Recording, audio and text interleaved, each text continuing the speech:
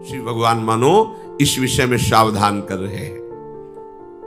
यदि तुम इन संबंधों में फंस करके भगवत स्मरण नहीं किए तो उसी के अनुसार तुम्हारा जन्म हो जाएगा। फिर हमको ये सत्संग नहीं मिलेगा, फिर हमको भजन करने की रुचि नहीं मिलेगी। अगर इस जन्म में भजन के संस्कार हैं तो चूक होने पर अगला जन्म भजन के लिए ही मिलेगा। पर आपने भजन ही नहीं किया, जीवन में केवल विषयों के चिंतन में लगे रहे, सावधान। भजन करने से बहुत बड़ी सामर्थ्य आती है हृदय में। आप लोग पता नहीं कैसे भुलावे में फंस रहे हैं। आपको समय दिया गया है सच्चिदानंद प्रभु के सुमिरन का, और आप उसमें दूसरे की बात कर रहे हैं। अरे आपको अवसर क्यों मिला? देखो, कभी कभी उपासक भविष्य की चिंता में फंस जाता है। बिल्कुल मूर्खता, बिल्कुल कोरी मूर्खता। 100 में 1% भी बुद्धिमानी नहीं। कैसे? हमारा वर्तमान यदि भगवत चिंतन में चल रहा है तो भविष्य हमारा गुलाम होगा। शब्द हमारे याद कर लो। और वर्तमान विषय चिंतन में चल रहा है तो भविष्य में तुम विषयों के गुलाम होकर अगली दुर्गति को प्राप्त होगे। शब्द याद कर लो। यही तो अपने लोग समझ नहीं पा रहे माया की चाल को। हम वर्तमान के समय को भविष्य मंगल हो इसमें बर्बाद कर रहे हैं। कैसे होगा? वर्तमान में तुम राग द्वेष का चिंतन करो, विषय का चिंतन करो, तो तुम्हारा भविष्य मंगल कैसे होगा? बोले अगर हम भविष्य के विषय में नहीं सोचेंगे तो फिर क्या होगा? नहीं, भगवान तो आदेश नहीं कर रहे कि आप भविष्य के विषय में चिंतन कीजिए। भगवान तो कह रहे अनन्य चेता सततम, मेरा केवल तुम अनन्य चिंतन करो। मालिक बोल रहे हैं, अखिल कोटि ब्रह्मांडों के स्वामी आदेश कर रहे हैं। केवल तुम्हारा अभ्यास वर्तमान में भजन का अभ्यास योग युक्तेन चेतसा नान्य गामिना। तुमको ये अभ्यास करना है कि अगले सेकंड में क्या होगा इसका चिंतन नहीं होना चाहिए। ये सेकंड श्री जी के चिंतन में गया, बोले अगले सेकंड का चिंतन नहीं करेंगे तो कल का क्या होगा? परम मंगल होगा, क्योंकि तुम्हारा भगवत चिंतन चल रहा है। अब परम मंगल होगा। भविष्य उनका भयावह होता है जो भगवान से विमुख है। कुछ भी कर लो भयावह ही होगा, दुखद ही होगा। और जो वर्तमान में प्रभु का चिंतन करते हैं, पूरा संसार कुछ कर ले, उनका भविष्य उज्जवल और महामंगल होगा। बात पकड़ो सत्संग की। भगवान भविष्य के लिए ठेका ले रहे हैं। दूसरा बोले तो थोड़ा संशय कर सकते हैं, लेकिन मेरे मालिक बोल रहे हैं, मेरे प्यारे बोल रहे हैं, योगक्षेमम वहाम्यहम। कैसे हम कलंकी शरणागत है कि अपने स्वामी पर विश्वास नहीं करते। स्वामी आदेश कर रहे हैं वर्तमान में अनन्यस चिंतयन्तो माम, बस तेरा केवल कर्तव्य है मेरा चिंतन कर। भूत की चिंता मत कर, कुछ नहीं बिगाड़ पाएगा ये भूत नष्ट हो जाएगा जो बीत गया है, और भविष्य तेरा महान मंगल में। पूज्य श्री राधा बाबा, तुमने एक बार बोला राधा कृष्ण, तुम्हारे भविष्य के मंगल महल की नींव पड़ गई। हम महापुरुषों के वचनों को सुनते हैं पर धारण नहीं करते। भविष्य में वही होगा जो मेरे प्यारे चाहते हैं, दूसरे के चाहने से नहीं होगा। प्यारे अपने जनों को परिपक्व करने के लिए कुछ भी लीला कर सकते हैं साथ रहकर।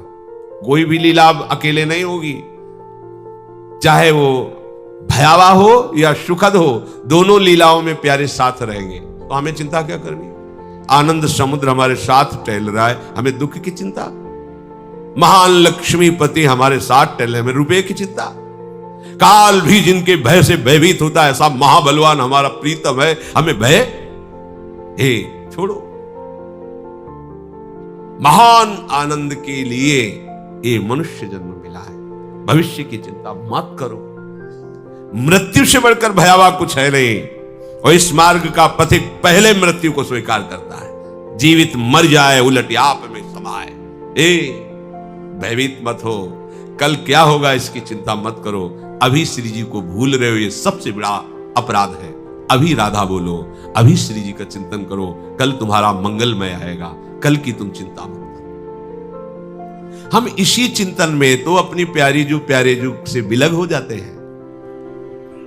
हमें लगता है कि हम जिससे प्यार करते हैं उसको कैसे सुरक्षित रखें। चाहे आप अपने गुरु को प्यार करते हो, या आप अपने शरीर को प्यार करते हो, या आप अपने शरीर संबंधी को प्यार करते हो, कहीं भी ऐसा होता है, हमें जिससे अधिक प्यार होता है उसको दुख ना पहुंचे, ऐसा उस प्रेमी के हृदय में होता है। चाहे जिसका प्रेमी हो, चाहे शरीर प्रेमी हो, किसी का भी, वो ये सोचता है कि जिससे मैं प्यार करता हूं उसको दुख ना पहुंचे। यही प्यार का लक्षण है। पर अब शरीर से प्यार करते हैं तो बहुत जन्म हो गए, हम इसे दुख से नहीं बचा पाए। हम शरीर संबंधियों से प्यार करते, बहुत जन्म हो गए, हमें इन्हीं संबंधों में भटकते हुए। विचारवान बनो, मतलब हमारा गलत जगह प्यार है।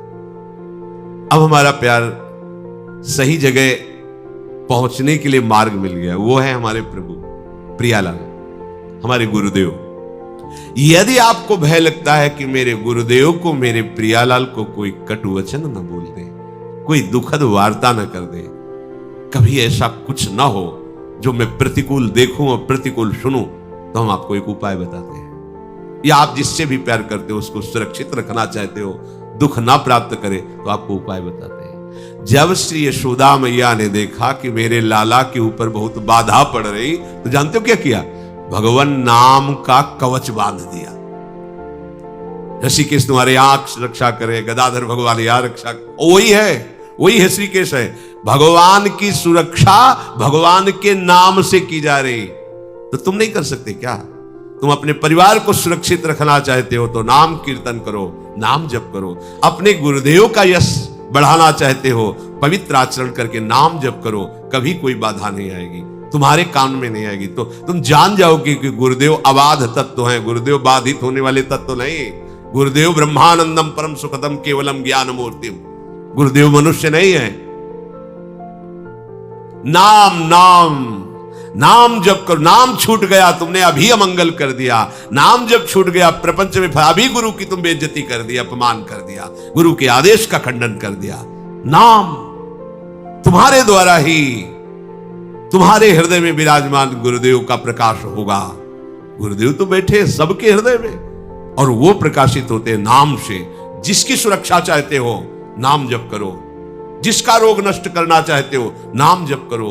जिसको सुखी करना चाहते हो, चाहे अपने को या किसी और को, नाम जप करके देख लो। मानो मेरी बात, नियम पूर्वक, निष्ठा पूर्वक नाम जप करो, कुछ भी कर सकते हो तुम।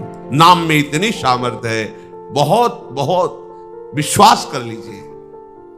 पर हम लोग ऐसे बहिर्मुख जन है, सुनते हैं पर आचरण में नहीं उतारते हैं।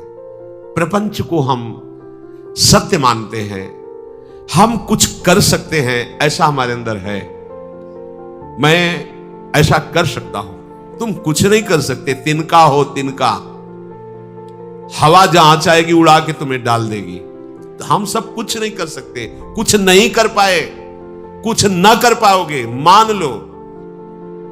जो भक्त हैं वो भगवान की कृपा में चल रहे हैं, जो अभक्त हैं वो माया की पावर से घूम रहे। त्रिगुणात्मिका माया नचाए डाल रही है। नट मरकटी स्वह नचावत, राम खगेद वेद जस गावत, उमादार जोशित की नाई सबह नचावत, राम गुसाई। तुम कुछ नहीं संभाल पाओगे, मालिक के शरण में हो जाओ, उनका निरंतर नाम जप करो। महाभागवत श्री प्रहलाद जी, यथा हि पुरुषस्येह विष्णोः पादोपसर्पणम् यदेष सर्वभूतानां प्रिय आत्मेश्वरः सुहृद। बहुत अमृतमय वचन है। 5 वर्ष की अवस्था है महाराज श्री प्रहलाद जी की, और ब्रह्म तत्व का बोध और भगवत चरणारविंद की अनन्य निष्ठा प्रेम से युक्त महापुरुष, दोनों बात है। ज्ञान शिरोमणि है और भक्त शिरोमणि है। जब कभी भक्तों की चर्चा होती है तो सबसे पहले श्रेणी में भक्तराज प्रहलाद। 5 वर्ष की अवस्था में इतना दिव्य ज्ञान और ऐसी अटूट भगवत निष्ठा। इस मनुष्य जन्म में एकमात्र ही परम कर्तव्य है प्रहलाद जी के वचन। यथा ही पुरुषस्येह विष्णु पादोपसर्पणम, भगवान की शरण में चला जाए जीव, सर्पणम, भगवान की शरण हो जाए, यही जीवन का परम लाभ है। चिंता मत करो तुम्हारा कल्याण होगा कि नहीं। तेषामहं समुद्धरता। अरे भैया तुम्हें भगवान की बात पर विश्वास नहीं, अब फिर जब विश्वास ही नहीं तो फिर कोई बात ही नहीं आज के आगे। हित ध्रुव जो विश्वास है तब ही सुधरे बात, और नातर माया पंथ में फिरो जो टक्कर खात। हमारे मालिक कह रहे हैं, प्रीतम कह रहे हैं, हृदयेश्वर कह रहे हैं, तेषामहं समुद्धरता मृत्यु संसार सागरात्, मैं उसे इस मृत्यु संसार सागर से पार करता हूं जो मेरी शरण में है, जो मेरे को समर्पित हो चुका है। प्रहलाद जी कह रहे ये मत सोचो कि हम बुढ़ापे में भजन कर लेंगे या जवानी में कर लेंगे।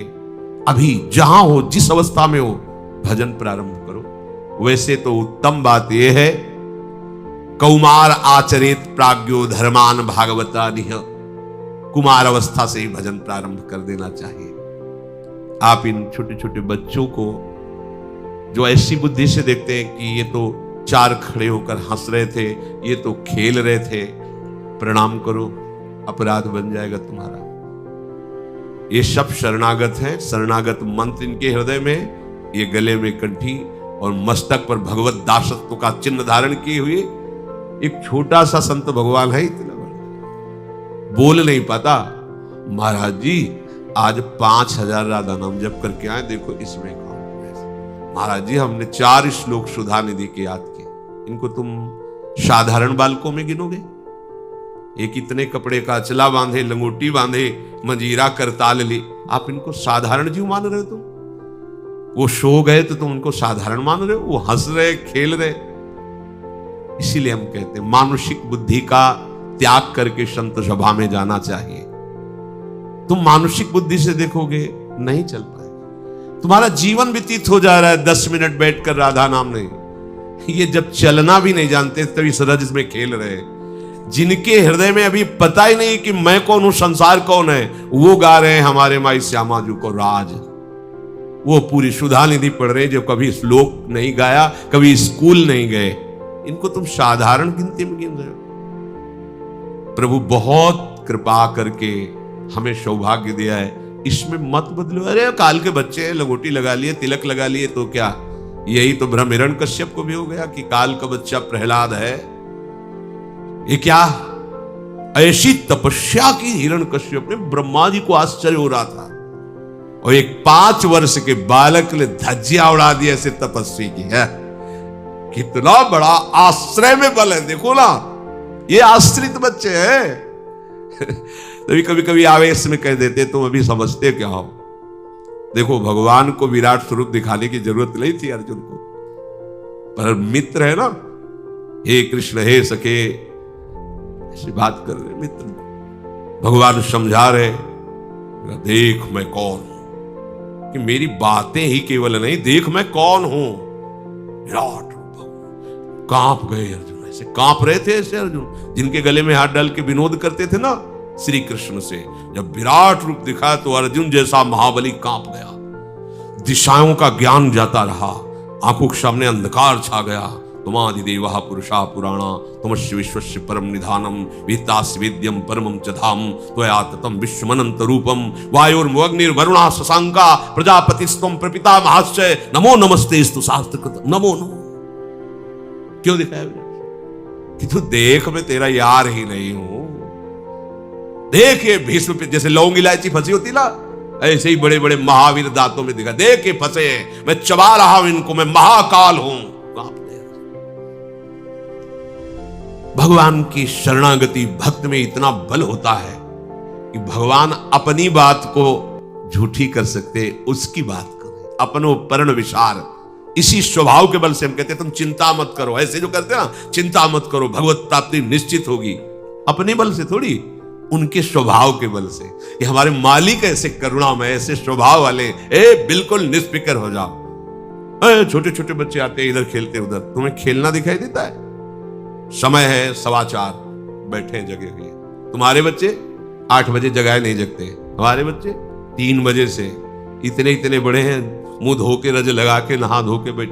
अब अगर वैसे सो जाते तो निंदनीय बात, देख लो बूढ़े बूढ़े हो, लाल टपक जाएगी, अगर डांट का भय ना हो तो यहीं सो जाओगे तुम। वो तो बच्चे हैं भगवत भावना से।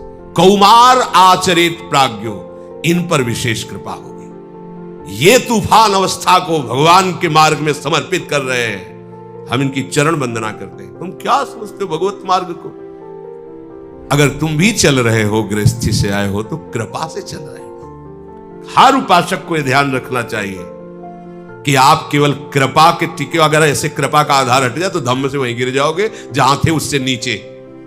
कभी अहम मत करो। पर विशेष प्यार भगवान का उनके ऊपर होता है जो बाल्यावस्था से भगवत मार्ग में चलते हैं। सब भगवान के प्यारे हैं, पर विशेष प्यार भगवान का उदय होता। पूज्यपाद सिउड़िया बाबा की बात, भगवान नाराज होते हैं उनके ऊपर जो उनकी आज्ञा का उल्लंघन करते हैं, पर जो शास्त्र का ज्ञान रखते हुए और धर्म में चलने की चेष्टा करते हैं, दिखावा करके और फिर अधर्म करते हैं, भगवान उन पर ज्यादा नाराज होते हैं। भगवान उस पर विशेष कृपा करते हैं जो भजन करता है, पर जो बाल्यावस्था से भजन करता है भगवान उस पर बिक जाते हैं। पूज्यपाद सिउड़िया बाबा की, जब कोई किसी दूसरे के लिए कुछ सेवा समर्पित करता है भगवान को सुख मिलता है, पर गरीब होकर जब सेवा करता है तो भगवान विशेष खुश हो जाते हैं।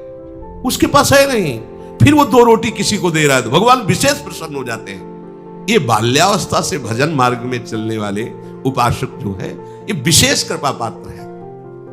इसलिए प्रहलाद जी कह रहे कौमार आचरित।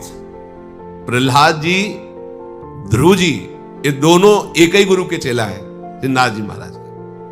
और आज तक प्रायः देखा गया है कि शिष्य अपने गुरुदेव का जस गाते हैं, पर यहां देखा गया कि गुरुदेव सभा में शिष्य का जस गा रहे हैं। प्रहलाद जी का गायन नारद जी कर रहे हैं। ऐसी अद्भुत महिमा निष्ठा की प्रहलाद जी की, कहीं नहीं भयभीत हुए, कहीं नहीं डरे। 5 वर्ष के हैं, त्रिभुवनपति पिता विरुद्ध है, भक्ति आचरण नहीं करने दे रहा, पर आप अपनी निष्ठा से नहीं है। और आप 4 आदमी कह दिए कि भगत है तो ऑफिस में तिलक लगा के जाना बंद कर दिया, वो भगत है। गाली तो नहीं दी, बोले भगवान का भगत है, ये तो प्रशंसा हुई, पर कैसी बुद्धिमंद है। और वहां कितने कष्ट प्रहलाद जी को दिए जा रहे हैं कि बंद करे हरि नाम बोलना, लेकिन नहीं। ये कैसे आ गया? गुरु कृपा। गर्भ से ही नारद जी की कृपा दृष्टि हो गई, गर्भ में ही भगवत भक्ति का संचार कर दिया प्रहलाद जी की बुद्धि में देवर्षि नारद जी ने। जिस समय हिरण्यकश्यप तपस्या में संलग्न था तो देवताओं को सूचना मिली कि इस समय आक्रमण किया जा सकता है महल में। महल में आक्रमण किया तो पहले ही सूचना मिल गई थी कि देवता आक्रमण करने वाले हैं। तो अब बची थी कयाधु जी। कयाधु जी के गर्भ में प्रहलाद जी थे, बंदी बना लिया गया, जबरदस्ती घसीटते हुए देवता ले जा रहे थे। देवर्षि नारद जी सामने आ गए, उनका भाई आप सब शत्रुगुणी देवता हैं, इस तरह स्त्री के साथ बर्ताव ठीक नहीं, आप क्यों ले जा रहे हैं? बोले हम इनको दंड नहीं देंगे, बिल्कुल सुरक्षित रखेंगे कयाधु जी को, लेकिन जहां इनका संतान हुआ मैं उसे जान से मार दूंगा। हिरण्यकश्यप का वीर है, इसको मैं जीवित नहीं, ये देवद्रोही है। उनका तुम्हारी क्या सामर्थ्य है? काल की भी सामर्थ्य नहीं कि इस गर्भ का नाश कर सके, क्योंकि इस गर्भ में भगवान का भक्त पल रहा है। सब पाप गए देवता। परिक्रमा की कयाधु जी की, प्रणाम किया कि इसके गर्भ में भगवान का भक्त है। देवर्षि नारद जी ने कहा आप हमारे आश्रम में चलिए, और वहां रोज भगवत चर्चा सुनाते। तो गर्भस्थ शिशु प्रहलाद जी महाभागवत होकर के ही जन्मे। वो कह रहे हैं इस मनुष्य जन्म में भगवान श्री हरि की शरण ले लेना ही एकमात्र सफलता है, यही कर्तव्य है। बोले हम अपने कर्तव्यों का पालन कर रहे हैं, कोई पाप थोड़ी कर रहे हैं। कई लोगों के प्रश्न होते हैं कि हम अपने कर्तव्य का पालन करें, कोई पाप थोड़ी करें, हम क्यों भजन करें भगवान का? पाप करें वो भजन करें, पापी लोग भजन करते। लोगों की धारणा यार जिनको काम धंधा नहीं हो बाबा जी करें, उनको ये लगता है कि बाबा जियों को काम धंधा नहीं। कौन ऐसा काम धंधा वाला है जो 10 बजे सोए और 1 बजे जग जाए और 24 घंटा मन की मार सहते हुए मन को सच्चिदानंद में लगावे? बाहर काम करना अलग बात है, ये अंदर का काम है। मन को खींचकर चित्तवृत्ति का निरोध करके भगवान में लगाना। क्या जानते हैं भजन कर? बहुत कठिन विषय भजन करना।